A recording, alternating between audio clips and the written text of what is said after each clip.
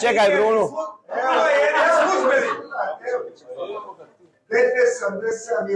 Koje biračko mjesto?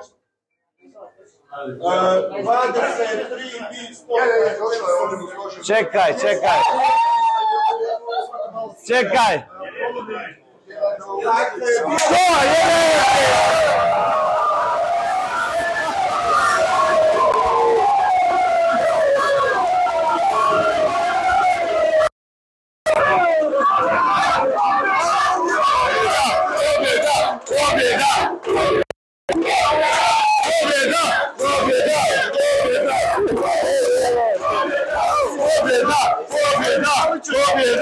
Evo nas uživo u programu Nove TV, što se događa, upravo neki ste rezultati dobili. Gotovo je!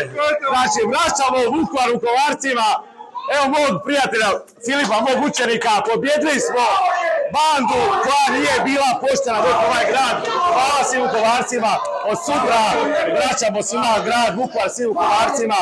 Koliko je bila prljava kampanja, da mi ne možemo vjerovati do koje su razine došli i zato smo odešli u povijest i ovo je kraj priče. Hvala svima, od sutra svi Vukovarci, Hrvati i sve ostale nacionalne manjine će imati jednaka prava, ovo više neće biti grad 5 elitista što su vodili ovaj grad i pljačkali ga. Možemo li pričekati službene rezultate, ovo su rezultati koje vama stižu sa terena, koji ste vi organizirali, vaši promatrači to bilježe, ili tako? Tako je, ja vjerujem da je ovo to.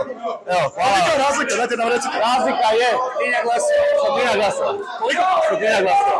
Znači, u prvom krugu je bilo oko 400 minusa, sada je 100 plusa za vas, kako tvrde vaši, a ne možemo biti baš potpuno sigurni da je to ili...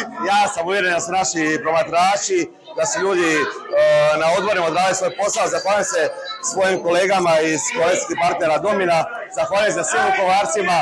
Ovo je toliko bila teška bitka, ali ova ekipa je zaslužila da ode u prošlost. Nisu, vjerujte mi, zaslužili da vlada ovim gradom.